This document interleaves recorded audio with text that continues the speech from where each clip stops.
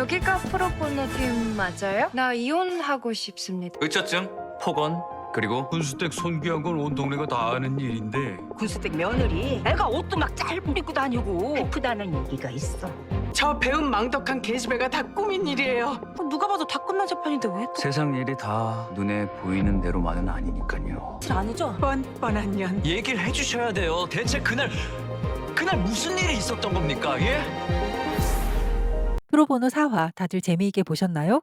많이들 그러셨겠지만 저 역시 후반부에 가슴이 너무 먹먹해지면서 눈물이 다 나더라고요. 와, 역시 유재명이네요. 엄청난 연기 내공에 모든 게 다 한 방에 납득되어 버립니다. 사실 이기든 지든 속 시원할 수 없는 재판이었죠. 재판에 이기려면 강훈이가 태어난 것 자체, 강훈이의 존재와 강훈이의 삶 자체가 불행일 수밖에 없다는 결론이 나야 하는 거니까요. 유재명이 연기한 최웅산 회장은 삶에 어려움이 있을지라도 못 넘을 어려움은 없고 이 세상은 살아볼 만한 가치가 있다는 신념을 가진 사람이었습니다. 그것을 자신의 삶으로 증명해온 그는 당연히 재판에서도 소신을 굽히지 않죠. 대신 자신의 방식대로 신념을 입증하고자 합니다. 삶이 불행한 강훈과 그 엄마인 소민에게 삶은 살아볼 만하다는 걸 남은 평생을 모두 걸고 입증해 보이겠다고 말입니다. 말이 아닌 행동으로 보여온 그의 삶처럼 최웅산 회장은 소민에게 입양을 제안하고 특수학교를 짓겠다고 약속합니다. 그동안 험난하게만 살아왔던 두 모자에게 따뜻한 손을 내민 것이죠. 최웅산 회장이 그런 마음을 가지기까지는 아주 작은 기적 하나가 필요했을 뿐입니다. 바로 강훈과 최웅산 회장이 아주 가까운 온라인 바둑 친구였다는 사실이죠. 비록 현실에서는 서로를 알지 못했지만 말입니다. 다윗은 이기기 위해서 재판에 임하는 사람입니다. 공익 변론이라면 당연히 선의가 무엇보다 우선할 거라 생각하지만 다윗은 승부욕이 우선인 사람입니다. 공익 변론이든 뭐든 반드시 이겨야 직성이 풀리는 사람이죠. 그 어떤 치사한 방법을 쓰더라도 말입니다. 하지만 이 재판은 이기는 게 큰 의미가 있는 재판이 아니었죠. 어려움에 처한 작은 소년 강훈이 그에게 도움을 청했고 다윗은 어떻게든 판을 키우고 최대한 이 사건을 공론화시켜 소년의 간절함에 화답하고자 했을 뿐입니다. 기자회견이든 뭐든 할 수 있는 모든 걸 다 동원해서요. 그리고 다윗이 키운 판에 적인 줄만 알았던 최웅산 회장이 진심으로 화답합니다. 이 사회의 큰어른 같은 모습으로 모든 것을 포용하는 태산 같은 모습으로요. 어쩌면 동화 같은 결말이었기에 더 가슴을 울렸는지도 모르겠습니다. 기쁨이 포레스트 검프의 초콜릿 상자에 대해 말했듯이 이 드라마 또한 현실 자체보다 간절함을 담은 이야기를 하고 싶은 것 같습니다. 사화는 그렇게 아름답고도 감동적인 결말을 맺습니다. 여운이 많이 남네요. 그리고 5화 예고편이 나왔는데요. 5화의 사건 또한 만만치 않아 보입니다. 여기가 프로포노 팀 맞아요? 나 이혼하고 싶습니다. 인기가 많으실 것 같던데. 내가 예쁜가요? 겉으로만 보아선 가정폭력을 겪는 외국인 며느리의 가슴 아픈 이야기처럼 보입니다. 그래서 이혼을 하려 하고요. 하지만 예고편을 가만히 살펴보면 그 속에 숨겨진 이야기들이 많아 보입니다. 우선 특이한 것은 외국인 여성이 이혼하고 싶다면서 찾아온 곳이 이혼 전문팀이 아니라는 점입니다. 바로 공익변론팀이죠. 게다가 의뢰인은 군수댁 며느리로 사회적 위치도 좀 있으면서 손귀한 집안이라는 말이 자연스럽게 따라붙는 만만치 않은 집안의 인물입니다. 이혼이라는 선택 자체가 쉽지 않은 위치에 있는 그녀가 왜 하필 공익변론팀을 찾았는지 궁금증이 커집니다.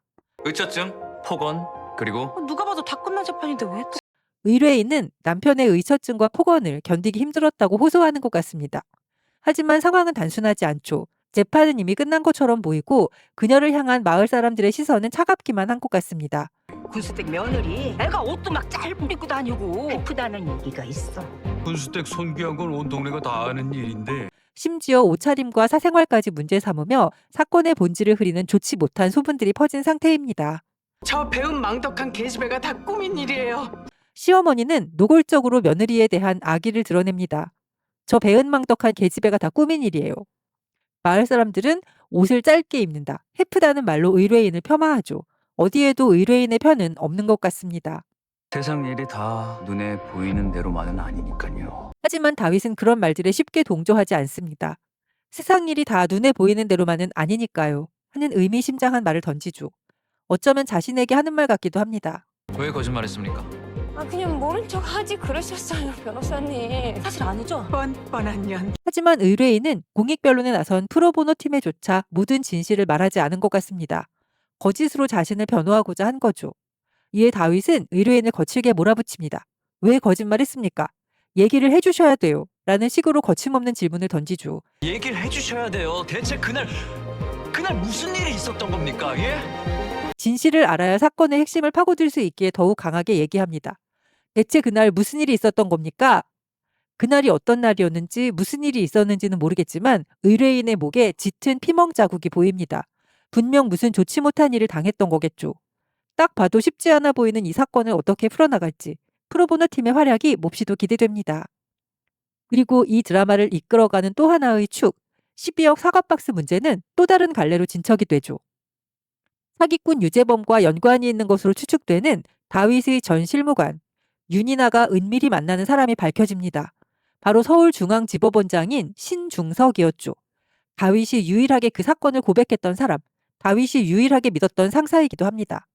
그리고 바로 그 다음에 신중석이 대법관 후보에 올랐다는 사실이 TV 뉴스를 통해 보도됩니다. 어쩌면 신중석이 대법관 후보가 되기 위해 유재범과 손을 잡았을지도 모르겠습니다. 만약 12억 사과박스 사건이 없었더라면 그 대법관 후보는 강다윗이 되었을 테니까요. 이로써 유재범과 관련 있는 인물이 오엔 파트너스 대표 오정인, 서울중앙지법원장 신중석 등으로 확대됩니다. 그리고 사화의 말미에 박기쁨 변호사의 핸드폰으로 문제의 동영상이 전송되죠. 바로 다윗이 유재범에게서 사과박스를 받아드는 장면이 담긴 동영상입니다. 범인이 기쁨에게 그 영상을 보낸 저희는 모르겠으나 프로보노의 팀워크에는 큰 해가 될 것은 자명해 보입니다. 언제 어떻게 다윗의 운명을 망쳐놓을지 모를 12억 사과박스라는 폭탄. 그런 폭탄을 안고서도 다윗은 오늘도 재판에 이기기 위해 매진하죠. 흥미진진하면서도 결코 가볍지 않은 메시지를 담은 웰메이드 드라마 프로보노. 5, 6화도 역시나 예사롭지 않게 진행될 것 같아 몹시 기대됩니다.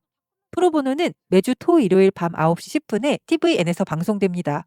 티빙과 넷플릭스에서도 보실 수 있어요. 이상 오래도록 간직하고픈 영화와 드라마를 소개하는 파란무비였습니다. 도움이 되셨다면 구독과 좋아요 부탁드려요.